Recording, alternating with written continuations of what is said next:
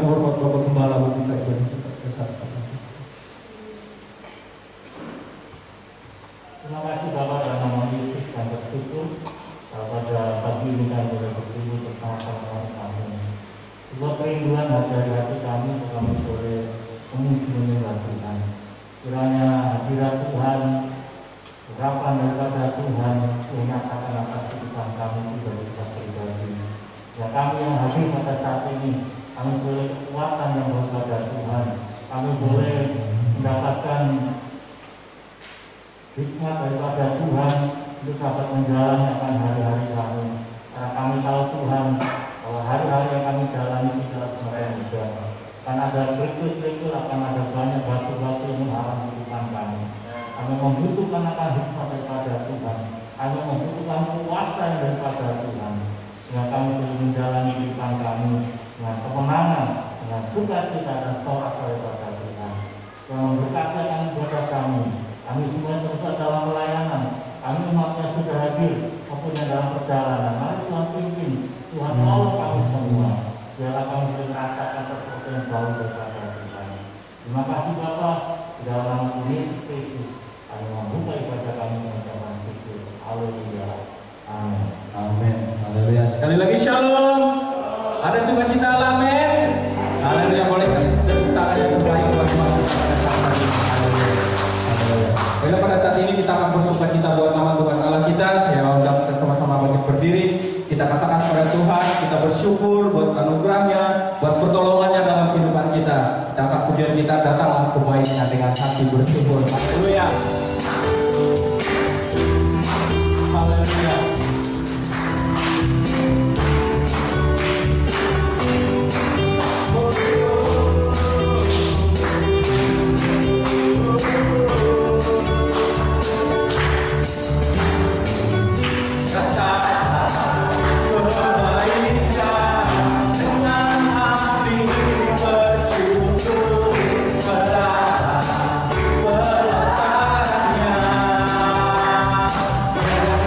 But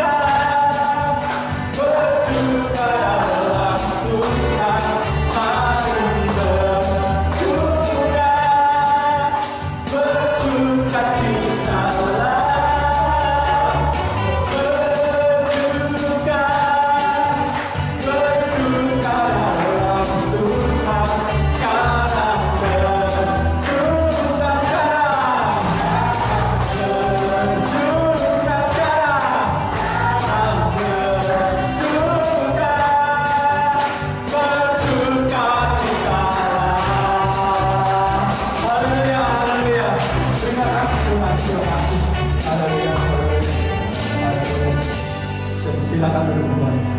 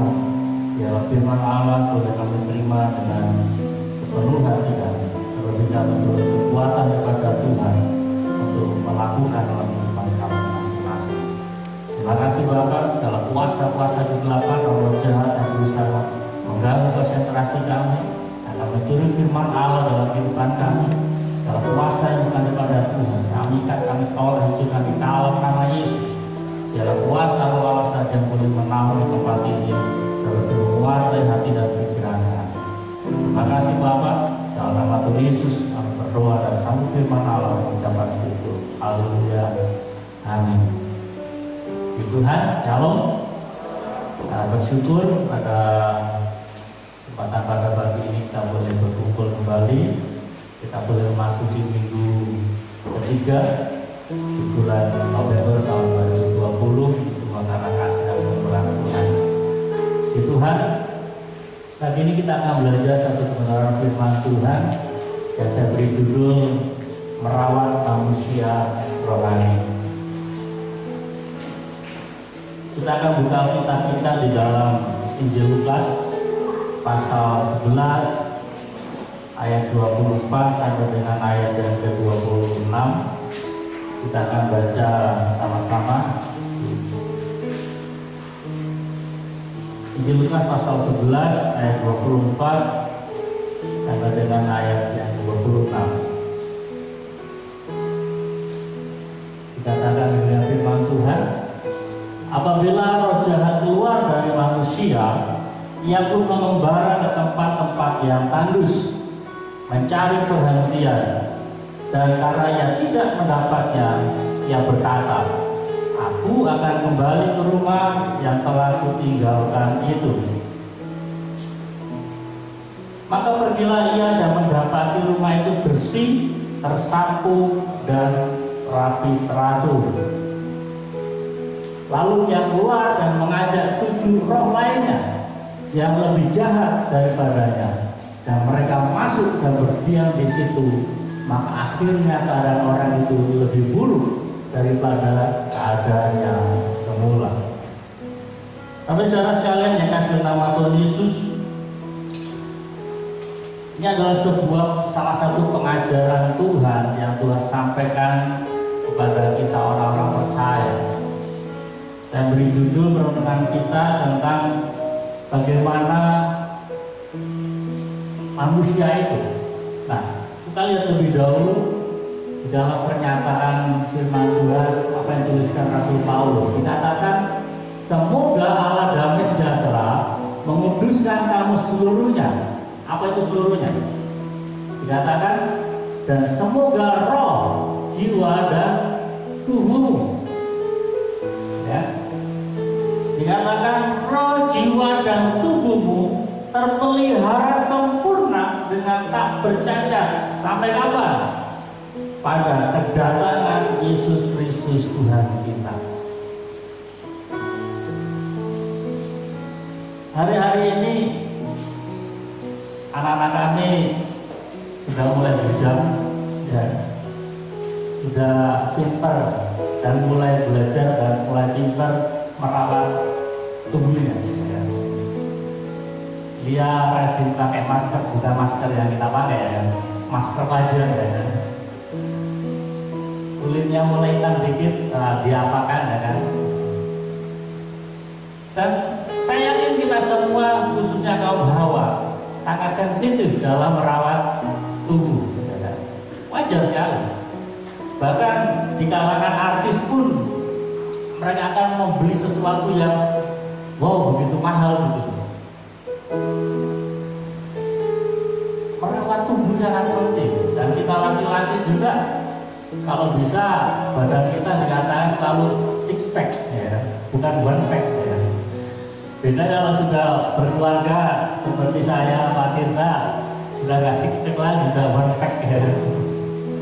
Kotaknya cuma 1, ya. Kalau dulu masih bujang 6, ya. Karena kalau udah berkeluarga, ya udah 1 aja cukup lah, banyak-banyak, ya. Kita merawat tubuh setiap hari, kita mandi, kita makan sehari 3 kali, bila perlu ada tambahan malam sebelum tidur makan lagi, ya kan.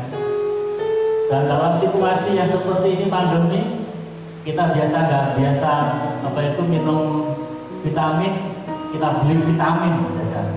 Pada saat saya beli vitamin C dulu saya kaget, saya pikir harganya paling 50 atau 20 ribu, ternyata 200 ribu lebih. Wow, sempat saya beli, kaget saya. Karena beli 2 botol 400 ribu lebih. Wow, saya pikir ya paling 50 gitu. Kita sangat lihai dan bahkan kita berusaha semaksimal mungkin untuk merawat manusia jasmani kita. Bahkan bagaimana saya dan saudara dengan keahlian-keahlian kita menyelesaikan masalah-masalah jasmani kita. Yang jadi perenungan kita dan pertanyaan kita bersama, bagaimana dengan manusia rohani kita? Ya. Roh saya saudara, padahal jelas dalam pembacaan kita tadi dikatakan pada saat roh jahat itu keluar daripada seseorang, kita katakan roh ini keliling mencari tempat yang dapat dia singgah. Dan kalau bisa dia istirahat di situ, dan itu jadi rumahnya. Jadi Yesus katakan roh itu kepada guru ke semua tempat. Imajinasi saya, oh di sana sudah ada orangnya, bukan orang, tapi ada roh lainnya yang berkuasa. Dan dia nggak bisa di situ, karena sudah ada penghuninya. Dia ke pohon besar, ya sudah ada penghuninya lagi. Dia ke gua-gua, ya sudah ada lagi. Akhirnya dikatakan, coba saya kembali ke rumah saya dulu. Artinya apa? Berbicara tentang manusia roh ini adalah sesuatu yang real. Dalam buletin saya menuliskan bahwa berbicara perkara rohani ini bukan imajinasi penulis Alkitab. Ini bukan sudah barang khayalan. Beberapa hari ini saya suka menemani Marcel nonton film-film Kemos, khususnya apa itu yang namanya? Yang India itu yang anak jagoan itu. Dalam film itu dikatakan kadang-kala karanya adalah makhluk roh, si siapa itu namanya? Saya lupa namanya. Kadang-kadang dia masuk dalam dunia anak manusia, dunia manusia, dan kadang-kala dia masuk ke dalam dunia roh, para peri, dia masuk. Nah, saya katakan sama Ibu Gembala, ini loh gambarannya, semuanya itu real gitu. Dan jadi masalah adalah kita tidak memahami. Pada Alkitab jelas-jelas mengajarkan ada dunia roh. Nah, Rasul Paulus menekankan bahwa manusia terdiri pada 3 unsur, yaitu unsur roh, jiwa, dan tubuh. Selama ini kita hanya fokus pada masalah tubuh kita. Tadi sudah saya katakan, kita mandi sehari 2 kali, kita makan sehari 3 kali, kita beli vitamin, bahkan kita olahraga supaya badan kita sehat. Nggak salah semuanya itu. Dan kita juga kadang-kadang memikirkan perkara jiwa kita. Jiwa terdiri daripada pikiran, perasaan, dan kehendak. Orang memuaskan jiwanya dengan cara apa? Dia menempuh pendidikan yang tinggi. Dia ambil sekolah S1, S2, S3. Apakah itu salah? Enggak salah. Karena dengan pada saat dia memenuhi pikirannya dengan pengetahuan-pengetahuan, diharapkan dia akan dapat menyelesaikan setiap masalah-masalah. Pada saat dia menjadi pintar, dia diharapkan akan mendapatkan pekerjaan yang baik. Ya. Dan di dalam dunia psikologi, pada saat seseorang menghadapi masalah, ini bicara jiwa. Ya. Dia mencari sesuatu yang dapat menyenangkan hatinya, dipenuhi dengan cara rekreasi, ya hal yang positif, ya kan? Dengan jalan-jalan, lagi bete ini, lagi nggak mood, udah jalan-jalan dulu. Ya. Paling kalau daerah kita ya Perahian, ya kan? Kemana lagi kalau daerah kita, ya kan? Minim tempat wisata daerah kita. Tapi kalau di Jawa, tinggal pilih kanan, kiri, muka belakang, ya. Kita tinggal pilih mau ke mall, ke hutan, lengkap. Ya. Ya jadi masalah bagaimana dengan roh. Padahal jelas firman Tuhan katakan roh jahat bisa ada dalam tubuh manusia dan membuat manusia itu menjadi rusak. Kita cuma Tuhan lalu beritakan kepada kita bahwa dunia jasmani, manusia jasmani dengan manusia rohani ada keterkaitan. Jelas firman Tuhan katakan dalam Matius pasal 16-19, kepadamu, ya, ini kepada para murid, akan kuberikan kunci kerajaan surga. Apa yang mau ikat di dunia akan terikat di surga. Hari ini saudara-saudara berdoa, di dalam dunia roh terjadi sebuah pergolakan. Ya. Kita berdoa secara jasmani, tetapi terjadi sebuah gerakan di surga. Dan dikatakan apa yang mau lepaskan di dunia akan terlepas di surga.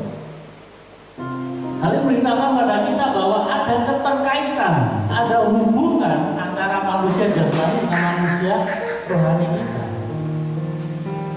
Saya cepat di sini.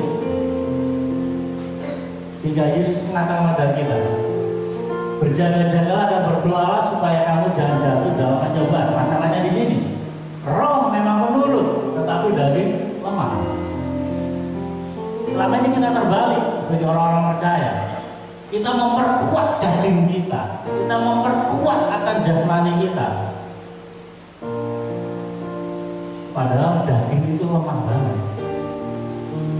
Siapa yang menggerakkan daging kita? Siapa yang menggerakkan tubuh kita? Roh kita. Yang jadi masalah adalah kalau roh ini ya menurut lemah tambah lemah ya kita kalah terus. Nah, kita cuma dulu hanya nama Yesus. Oleh karena itu melalui kesempatan pada lagi ini kita akan belajar. Setiap kita telah percaya pada Tuhan, digambarkan firman Tuhan tadi, hidup kita ini bersih, rapi, teratur. Dan dikatakan dalam Injil Lukas pasal 11 ayat yang ke-25. Pada saat kita mengalami kemenangan bersama dengan Tuhan, pada saat kita dilepaskan dari kuasa kegelapan, hidup kita ini rapi, bersih, teratur. Tetapi ada pertanyaan, apakah selamanya kita bisa bersih, rapi, teratur? Tidak. Karena apa? Roh jahat yang keluar ada potensi kembali lagi. Hari ini saudara-saudara kalau itu menangan dengan kuasa kegelapan, tapi ada potensi dia akan kembali lagi. Ini satu ayat yang sudah kita baca tadi, bahwa ada potensi iblis ini kembali. Alkitab katakan pada saat Yesus dicobai oleh iblis di padang gurun, kalimat yang sering saya sampaikan, ayat terakhir Alkitab katakan iblis menunggu waktu yang baik. Ya. Saya harap dua ayat ini cukup mengingatkan saya dan saudara untuk kita menjaga manusia rohani kita. Jangan berpuas diri kalau hari ini kita menang melawan setan. Kita hari ini menang melawan masalah-masalah kita, jangan berpuas diri. Karena itu bukan finish. Kemenangan kita hari ini bukan akhir dari perjuangan kita. Kita harus mampu merawat diri kita. Ya. Kalau tidak, ayat 26 tadi katakan, maka orang itu menjadi rusak, menjadi lebih parah lagi. Oleh karena itu, mari kita bagaimana merawat akan manusia rohani kita. Pertama adalah mari kita makan makanan rohani. Makanan rohani itu penting dalam kehidupan kita. Karena apa?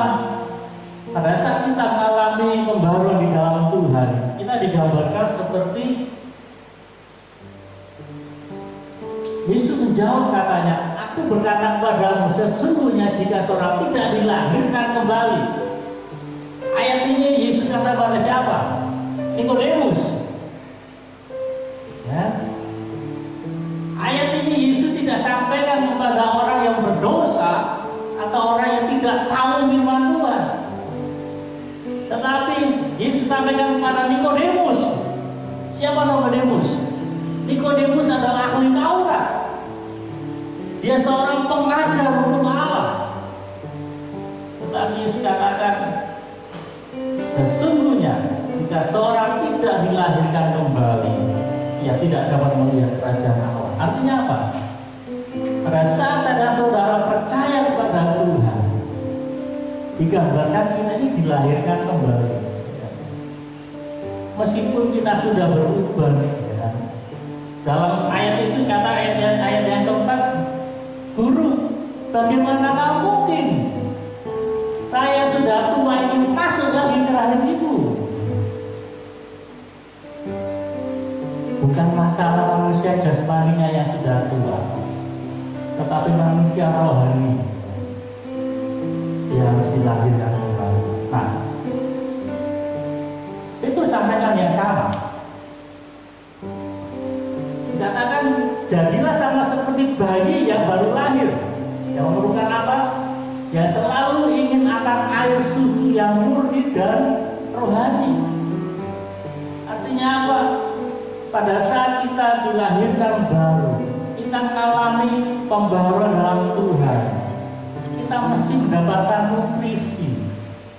Kalau bayi dikatakan air susu yang murni dan rohani. Pada saat kita mulai bertumbuh, ayat berikutnya dikatakan kita mulai makan makanan yang keras. Pada saat kita mulai beranjak dewasa rohani kita, bukan berarti kita berhenti untuk makan. Sama seperti manusia jasmani kita, pada saat kita masih bayi, maka orang tua kita, khususnya ibu, akan memberikan ASI. Pertanyaannya, apakah hari ini saya dan saudara berhenti makan? Oh, ini sudah gede kok, nggak usah makan. Tidak. Kita makan firman Tuhan sampai kita dewasa, sampai kita kawan kesempurnaan dengan Tuhan. Kita makan firman Tuhan, air susu yang murni dan rohani, tidak sekedar pada saat kita baru bertobat. Kita bertumbuh dewasa, bahkan kita sudah melayaninya pun, kita wajib makan makanan rohani.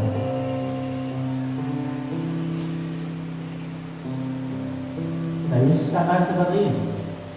Pada saat Yesus dicoba oleh ibu. Tetapi Yesus menjawab, ada tertulis, manusia hidup bukan dari roti saja, tetapi dari setiap firman yang keluar dari mulut Allah. Dan firman Tuhan.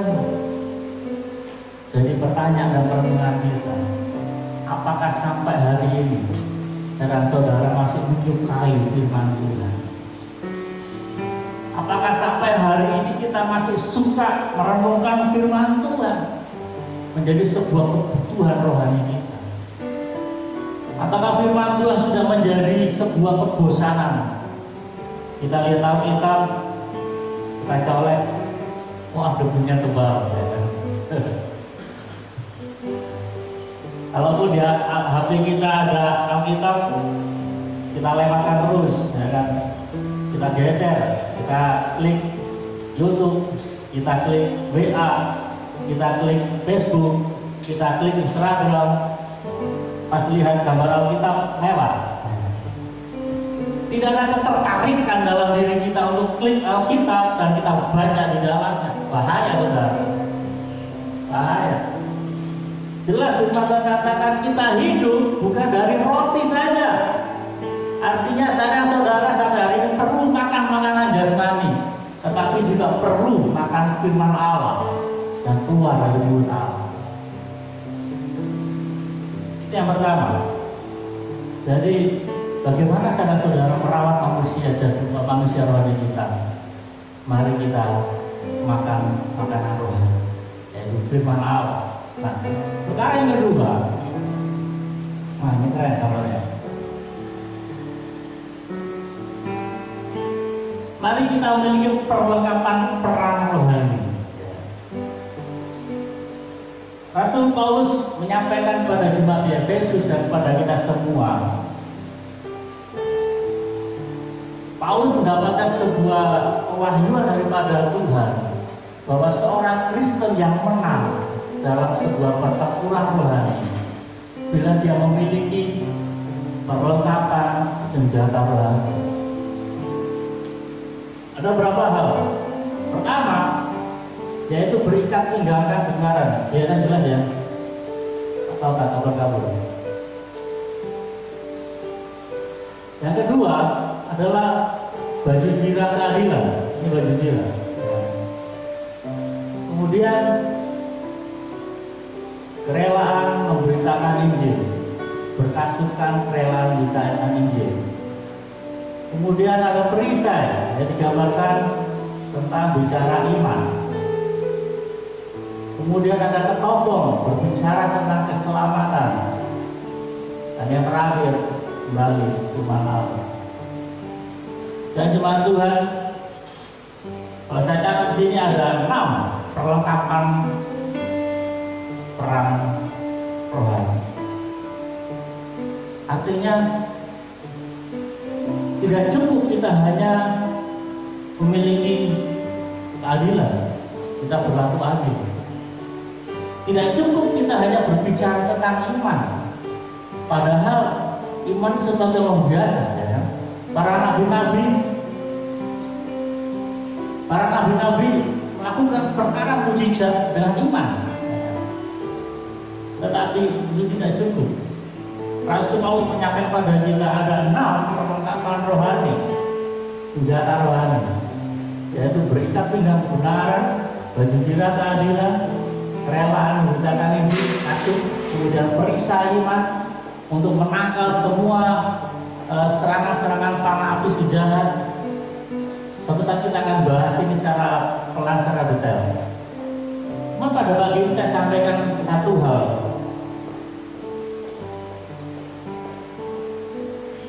Yaitu keterkaitan, ya kan, ikat pinggang dengan pedang. Ini ikat pinggang dan ada pedang. Saya sampaikan ini pertama dulu sebelum nanti minggu depan akan saya sampaikan ini. Apa maksudnya keterkaitan ikat pinggang dengan pedang? Tadi saya katakan bahwa ikat pinggang berbicara tentang kebenaran. Tetapi ada juga firman Allah, yaitu pedang roh. Kalau kita lihat gambar ini, di mana firman Allah diletakkan atau dikaitkan, ikat pinggang. Saya pelan di sini. Ada banyak orang-orang Kristen, ada banyak orang-orang yang sudah percaya pada Tuhan, tidak merasakan kuasa daripada firman Allah. Tidak paham maksud saya? Ada banyak orang-orang Kristen yang tidak mengalami kuasa kekuatan firman Tuhan. Padahal ada lagu yang katakan, yakin apa yang terpengaruh sama ini, yang saat kau berfirman, kau berfirman, ya, cuma saat kau bersinggah. Pertanyaannya, apakah kita sudah mengalami kuasa firman itu?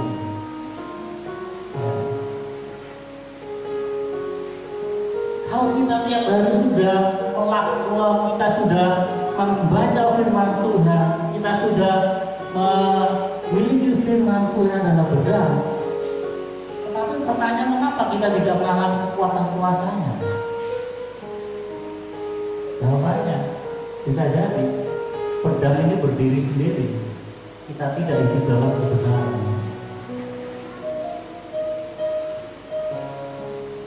Di dalam terjemahan lain, dalam terjemahan Inggris Amerika, dikatakan, saya suka bahasanya seperti ini. Engkau dapat berdiri teguh bila engkau mengikatkan kebenaran. Jadi kebenaran itu diikatkan dalam diri kita. Kita terikat dalam kebenaran.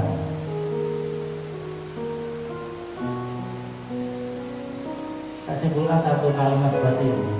Firman Allah akan menjadi efektif dalam kehidupan seorang Kristen ketika hidupnya terhubung dengan kebenaran.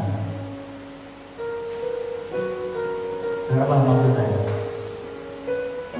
Firman Allah akan nyata kuasanya dalam kehidupan saudara bila kita mengikatkan diri dalam sebuah kebenaran. Lalu kebenaran apa? Siapa itu kebenaran?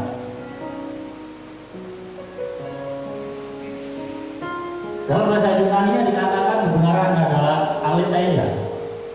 Saya sudah cek di ayat yang kita tulis nanti dengan Efesus pasal 5, sama kebenarannya, aletheia.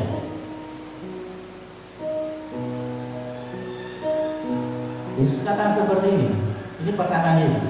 Kata Yesus kepadanya, akulah jalan dan kebenaran.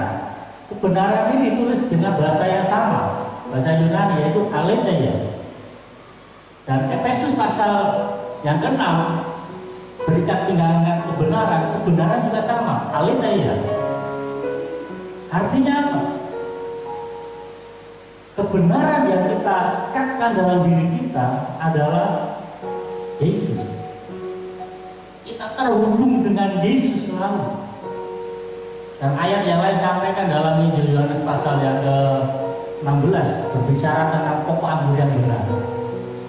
Yesus katakan, kamu tidak akan berbuah jika engkau tidak terhubung. Ya, Yesus katakan, tinggallah di dalam aku dan kamu di dalam aku. Bila kita mengikatkan diri dalam kebenaran, yaitu kebenaran firman Allah, yaitu Yesus, saya yakin percaya kita akan mengalami firman Allah menjadi efektif dalam kehidupan kita. Kita akan mengalami kekuatan kuasa daripada firman Allah. Firman Tuhan tidak sekedar hanya sebagai pengetahuan. Firman Allah tidak sekedar menjadi sarana untuk kita berdebat dengan orang lain. Firman Tuhan tidak sekedar menjadi sarana untuk kita melakukan pembelaan diri kita. Tetapi firman Tuhan kita tujukan pada iblis. Firman Tuhan kita tujukan pada masalah-masalah kita hadapi. Sama seperti Yesus menghadapi iblis, dikatakan ada tertulis, ada tertulis, ada tertulis. Mari Bapak saudara sekalian,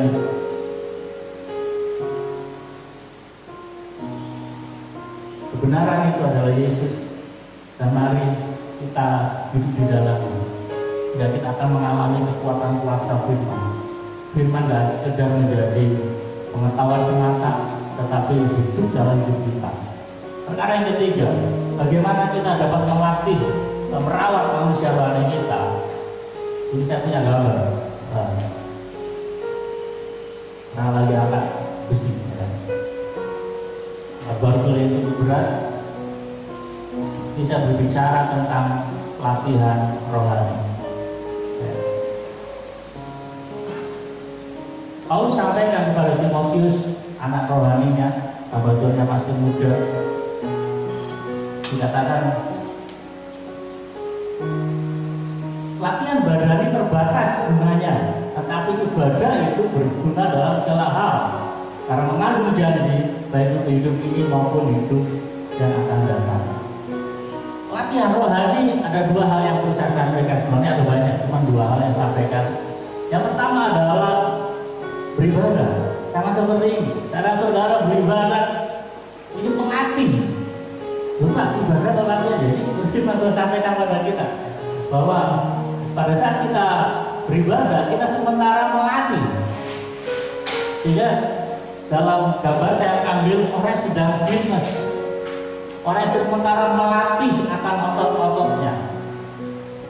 Pada saat kita beribadah ini sama seperti kita sedang fitness. Ada seorang instruktur ya kan, di belakangnya yang menolong dia. Sama dengan ibadah, ada saya sebagai pengajar firman Tuhan. Saya memberitahukan kebenaran firman Tuhan. Saya menegur saudara dengan firman Tuhan. Saya menghibur saudara dengan firman Tuhan. Saya menguatkan saudara dengan firman Tuhan. Saya sebagai instruktur rohani berbicara tentang firman Tuhan. Ibadah bukan peperangan rohani, bukan.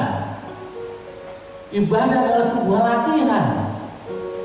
Kan kita berperang ya, pada saat orang yang dilatih ini sudah siap, kalau dia jadi binaraga di panggung binaraga dia sampaikan bahwa dia perlihatkan otot-ototnya, itu adalah peperangan.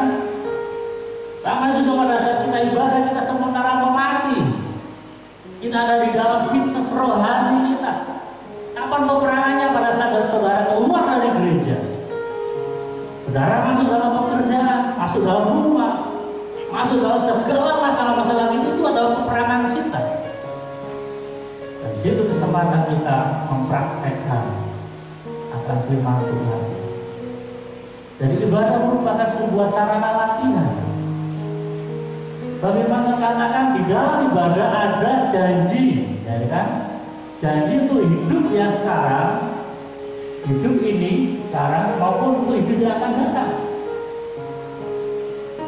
Dan penulis Ibrani sampaikannya serupa.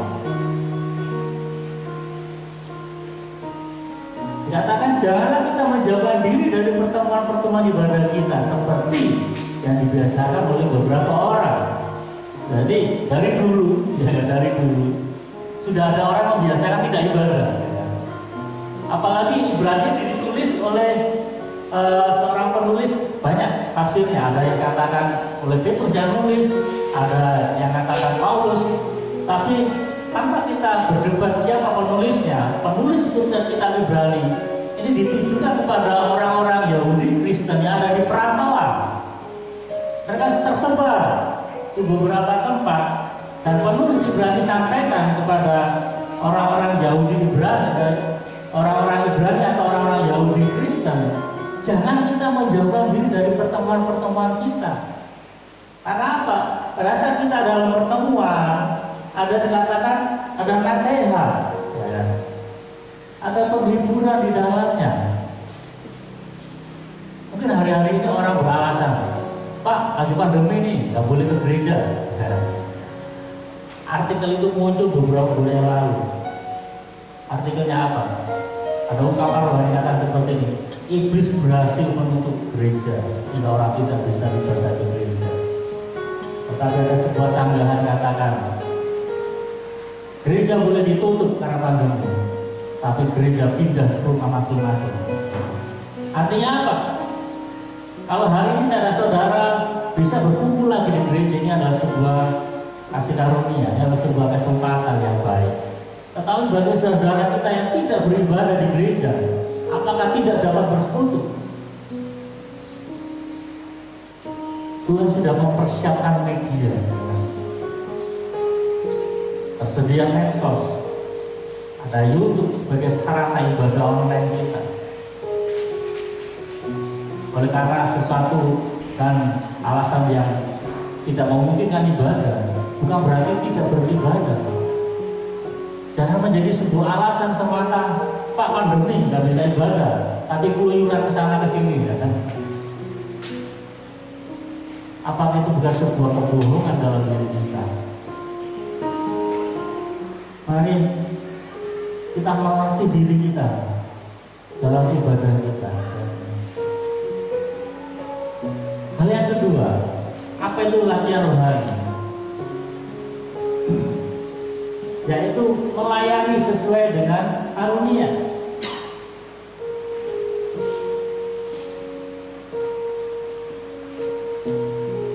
Dikatakan 1 Timotius pasal 4 ayat yang ke-14, katakan jangan lalai dalam mempergunakan karunia yang ada padamu, yang telah diberikan kepadamu oleh Tuhan, dan dengan penuh tangan sidang penatua.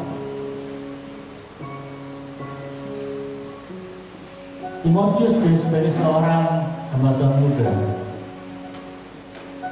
dia melamar pelayanan bukan perkara yang mudah. Mungkin ada sebuah keminderan dalam dirinya, rasa tidak percaya diri. Timotius melihat Paulus, wah, nah sebanding juga. Hal itu muncul dalam diri seorang pelayan yang muda. Sehingga Rasul Paulus sampaikan kepada Timotius, jangan seorang menganggap engkau rendah karena engkau muda. Solusinya apa? Jadilah engkau teladan, ya? Dalam perkataan, dalam kesucian, dalam segala perilaku hidup, jadi teladan. Nah, karena apa? Pada saat kita melayani sesuai dengan talenta kita, ya, itu akan dapat membangun diri kita. Beberapa kali saya sampaikan kepada Ibu Gembala, saya nggak tahu, terserah saudara. Saya suka menyampaikan firman beberapa minggu ini. Saya nggak lagi menguji diri sendiri. Tetapi apa, pada saat saya mempersiapkan khotbah, sebelum saya mempersiapkan khotbah, pikiran saya ini blank, kosong. Saya nggak punya konsep apa-apa. Tetapi pada saat saya berdoa, saya baca Alkitab, Tuhan beri hikmatnya. Hal-hal seperti ini yang muncul. Kalau saudara diberkati, saya terlebih dahulu diberkati. Kalau saudara ditegur firman Tuhan, saya lebih dahulu ditegur oleh firman Tuhan. Dengan saya katakan di Gembala, saya suka dengan khotbah saya hari-hari Karena apa? Saya ditegur, saya dibangun di dalam. Nah, pada saat kita melayani, kita sementara membangun diri kita dan menyelamatkan diri kita serta orang lain. Dalam pasal 4 ayat yang ke-16 dikatakan, awasilah dirimu sendiri dan awasilah ajaranmu, bertekunlah dalam semuanya itu, karena dengan berbuat demikian katakan engkau akan menyelamatkan dirimu dan semua orang yang mendengar engkau. Artinya apa? Pada saat kita terlibat dalam pelayanan, kita bekerja bersama-sama dengan Tuhan, kita senantiasa diingatkan. Kita nggak terlena. Kita terlibat dalam latihan-latihan terus dalam diri kita. Pada saat kita terlibat dalam pelayanan, kita tidak sementara cari panggung, tapi itu sebagai sarana latihan untuk introspeksi diri kita. Sehingga Rasul Paulus sampaikan, awasilah dirimu, ya kan? Awasi. Kalau tidak, kita akan melebar dan kita nggak akan selamat. Ya. Sama seperti seorang tentara yang rajin terus melakukan latihan-latihan, latihan fisik, latihan menembak. Kalau dipikir, apa gunanya mereka latihan-latihan itu? Itu nggak ada perang. Kita nggak tahu perang terjadi kapan. Tapi kalau mereka nggak latihan, pada saat ini terjadi sesuatu yang nggak baik, mereka nggak bisa. Hal yang sama juga dalam kehidupan saya dan saudara secara rohani. Pada saat kita melatih diri kita dalam latihan-latihan rohani, salah satunya kita terlibat dalam pelayanan-pelayanan kita, baik pelayanan mimbar maupun pelayanan-pelayanan bersifat diakonia, maka kita akan siap. Terlebih pada saat kita datang pada Tuhan, kita suka kalimat ini. Maka kata Tuhan yang kepadanya, baik sekali perbuatanmu itu, hai hambaku yang baik dan setia. Engkau telah setia dalam perkara kecil, aku akan memberikan padamu tanggung jawab dalam perkara besar. Masuklah dalam, turutlah dalam kebahagiaan Tuhan. Kita tahu ayat ini berbicara tentang 3 hamba yang terima talenta, 3 masing-masing talenta. Ada yang terima 5 talenta, ada yang terima 2 talenta, dan ada yang terima 1 talenta. Kita merindukan kalimat ini. Dengar dari kata-kata Tuhan. Engkau telah setia dalam perkara kecil. Kalau hari ini kita mampu mengembangkan talenta, apa yang Tuhan percayakan bagi kita, maka dipastikan dikatakan dengan kata-kata ini. Mungkin di dalam dunia jasmani, wow, ini sesuatu yang dahsyat, sesuatu yang besar. Dalam pandangan Tuhan kecil, ya, perkara kecil. Kalau hari ini saya melayani dalam perkara yang kecil. Kalau sampai dikatakan firman Tuhan kita membagi-bagikan harta kita, itu adalah perkara yang kecil. Kalau kita mampu memberikan nasihat kepada orang lain dan orang lain itu sadar dan bertobat, itu adalah sesuatu yang kecil. Karena di Alkitab ada banyak talenta, ada banyak karunia. Ada karunia menasihati, karunia melakukan mujizat, karunia menyembuhkan, dan ada banyak karunia. Kalau hari ini kita berdoa untuk orang sakit, orang sakit itu sembuh, dan kita pikir ini sesuatu yang besar, enggak, itu sesuatu yang kecil kata Tuhan.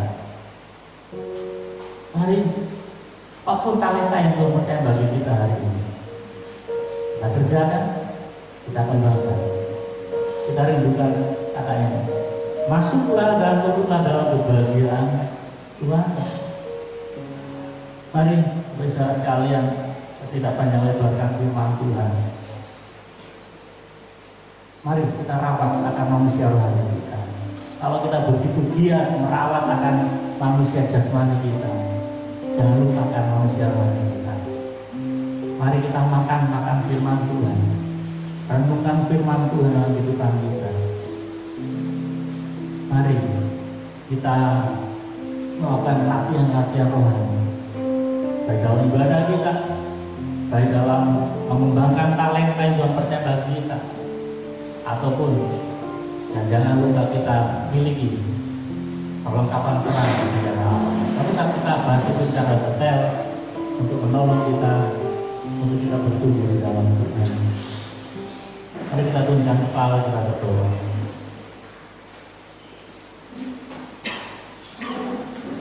Terima kasih Tuhan untuk firman Allah yang boleh kami baca dan renungkan. Firman mengingatkan kepada kami untuk kami dapat merawat, memperhatikan akan manusia rohani kami. Kalau secara jasmani kami begitu detail, kami begitu serius merawat akan tubuh jasmani kami, Tuhan tolong. Kalau kami telah mengalami kelepasan, kemenangan bersama dengan Tuhan, kami tidak menginginkan akan kuasa kegelapan itu menguasai kehidupan kami. Kami mau terikat dengan Tuhan. Kami mau mengikatkan diri dengan kebenaran, agar firman Allah yang kami miliki dapat berguna sangat efektif dalam kehidupan kami. Agar kami sebagai seorang percaya pada Tuhan, kami dapat mengalami kekuatan kuasa daripada firman itu nyata terjadi dalam kehidupan kami. Tuhan tolong kami untuk kami dengan tekun, dengan setia, untuk mengembangkan akan talenta atau karunia-karunia Tuhan percayakan dari kami. Apakah karunia dalam pelayanan, di dalam pelayanan mimbar, maupun karunia-karunia lain yang Tuhan percaya bagi kami. Tuhan tolong untuk kami berlaku setia. Terlebih dalam hal-hal pertemuan ibadah kami, kami bersyukur kalau sampai hari ini kami boleh kesempatan. Tidak ada sebuah alasan bagi kami untuk kami meninggalkan pertemuan ibadah kami. Terima kasih Tuhan. Biarlah kami boleh dikuatkan, kami boleh dihiburkan, bahkan kami disembuhkan dalam kuasa firman. Terima kasih Bapak.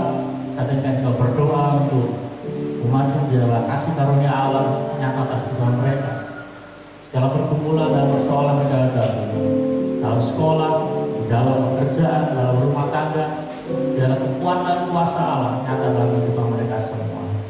Tuhan, kami berdoa biarlah kuasa firman Allah itu mereka rasakan, mereka alami dalam kehidupan mereka ketika mereka mengikatkan diri dengan kebenaran, yaitu Engkau Allah sendiri. Terima kasih Tuhan. Kau berkati akan umatmu yang lemah dan sakit, kiranya kuasa Tuhan boleh menjaga mereka. Umatnya dalam pergumulan ekonomi, dalam pekerjaan, dalam rumah tangga, biarlah pertolongan Allah nyata atas kehidupan mereka. Kau berdoa untuk kota kami, Marateli, Tuhan tolong berkati. Biarlah kota kami tetap aman dan sejahtera.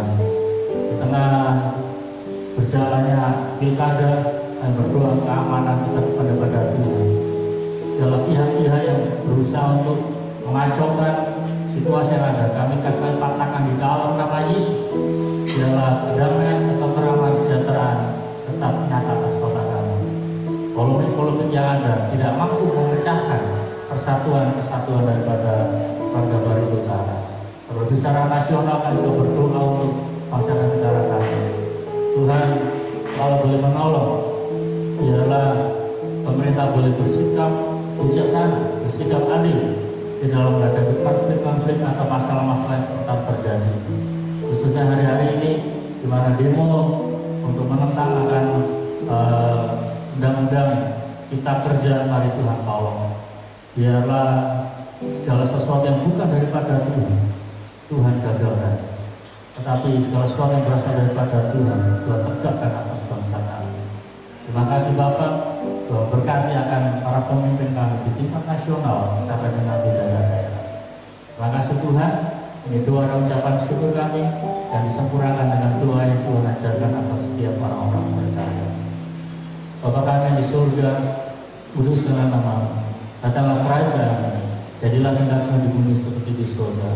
Berikanlah pada hari ini makanan kami secukupnya, dan ampunilah kami akan kesalahan kami, seperti kami juga mengampuni orang bersalah pada kami. Dan jangan membawa kami dalam pencobaan, tapi lepaslah kami daripada yang jahat. karena Engkau punya kerajaan dan kuasa dan kemuliaan sampai selama-lamanya. Amin. Mari saudara kita bangkit berdiri, kita akhiri salam doa dan berkat. Kita nyanyikan doa yang baik.